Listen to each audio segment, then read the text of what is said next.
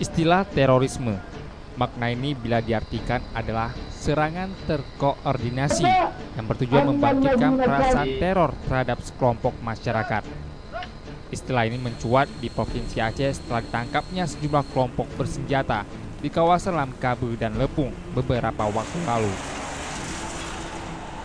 Lebih dari 30 orang tersangka ditangkap. 3 diantaranya tewas diterjang timah panas polisi. 2 orang menyerahkan diri. 6 orang DPO dan 19 pucuk senjata serta ratusan amunisi diamankan polisi. Dalam perburuan ini, 3 orang aparat kepolisian juga tewas. Berbagai dugaan mencuat terkait kehadiran kelompok ini di Aceh. Kelompok bersenjata yang dipimpin almarhum Encang Kurnia akan melakukan aksi teror di kawasan Selat Malaka, di mana kawasan itu merupakan lintasan kapal tanker dunia. Tetapi dugaan tersebut dibantah oleh Ketua Deks Anti Teror Ansyad Mbai.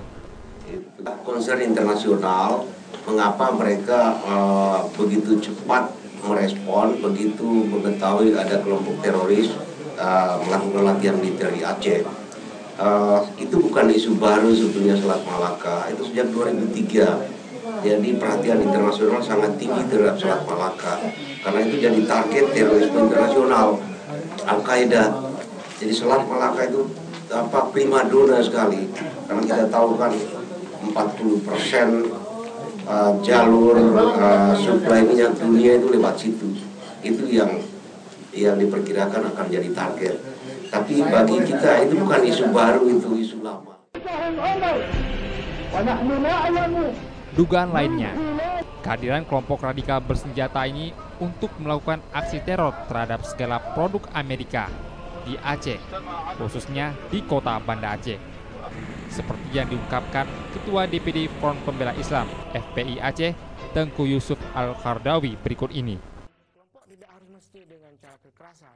Kemungkinan di Aceh itu mereka belum kuat, baru semacam embrio hari ini. Kalau sudah kuat, itu kita khawatirkan. Misalnya Hermes Pelis, mungkin target ke depan. Juga kemarin malam saya dapat SMS juga dari kawan. Target kelompok ini Padi lagi, di Padi Hotel. Kenapa? Termasuk KFC ini ada target ke depan. Makanya sebelum besar, ini mungkin menurut pemerintah harus dibasmi. Tetapi saya menyarankan. Kehadiran kelompok bersenjata di Aceh menimbulkan banyak pertanyaan. Siapa mereka sebenarnya? Siapa di belakang mereka? Kenapa mereka memilih Aceh? Apa yang menjadi target mereka? Apakah ada masyarakat Aceh yang secara langsung terlibat? Dan apakah Aceh beresiko menjadi target terorisme?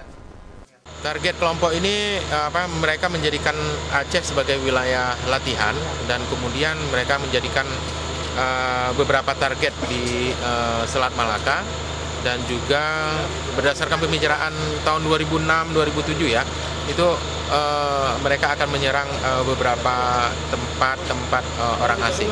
Tapi untuk saat sekarang kan orang-orang asingnya sudah tidak ada lagi di Aceh. Menganggap bahwa Aceh adalah wilayah yang paling barat. Nah, karena yang paling barat ini, maka mereka menganggap bahwa ini adalah strategis. Jadi untuk bisa berlari ke Malaysia maupun ke Thailand Selatan terutama. Karena mereka memiliki jaringan-jaringan juga kan di bagian selatan Thailand.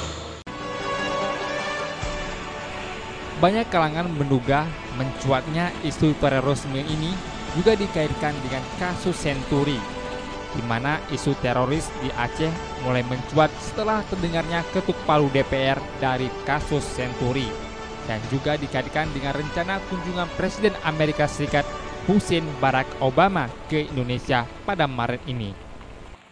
Itu pas hari terakhir ketika mau diketok Senturi. Saudara-saudara sekalian, saya tidak prejudis, saya tidak menuduh, saya tidak berprasangka buruk. Tetapi sebagai insan politik tentunya pengalihan isu itu menjadi hal yang mungkin bisa dilakukan oleh siapapun, termasuk yang berkuasa. Ada persoalan yang menyangkut misalnya tuduhan bahwa di Aceh merupakan tempat atau sarang untuk katakanlah latihan teroris. Saya juga meragukan itu. potensinya tiba-tiba masyarakat Aceh yang sudah trauma dengan keadaan yang lalu, kemudian hal itu bisa ditumbuhkan, dibangkitkan kembali. Saya tidak percaya. Meskipun demikian, masyarakat Aceh dengan tegas menyatakan menolak aksi terorisme dan teror di Tanah Rencong ini.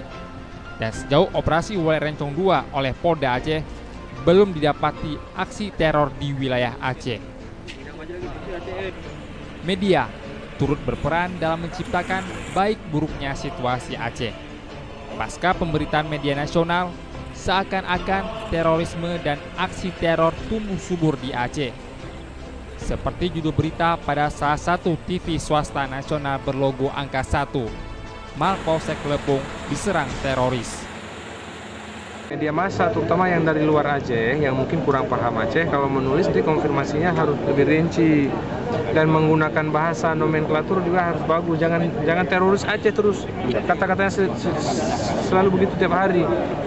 Teroris Aceh ditemukan 3 orang, teroris Aceh besar ditemukan 4 orang.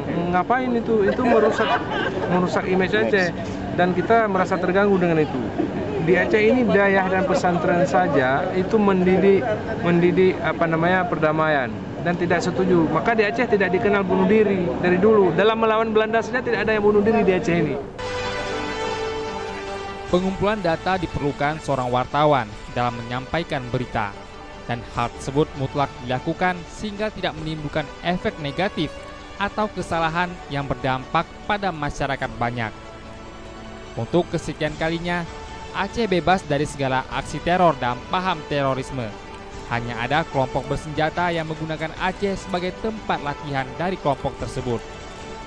Namun demikian, kewaspadaan aparat keamanan dan masyarakat diperlukan guna mencegah aksi teror dan menyebarnya paham terorisme di Aceh. Sebab terorisme telah menjadi momok bagi peradaban modern. Target-target serta metode terorisme ini semakin luas dan bervariasi, sehingga semakin jelas bahwa teror bukan merupakan bentuk kejahatan kekerasan destruktif biasa, melainkan sudah merupakan kejahatan terhadap perdamaian dan keamanan umat manusia.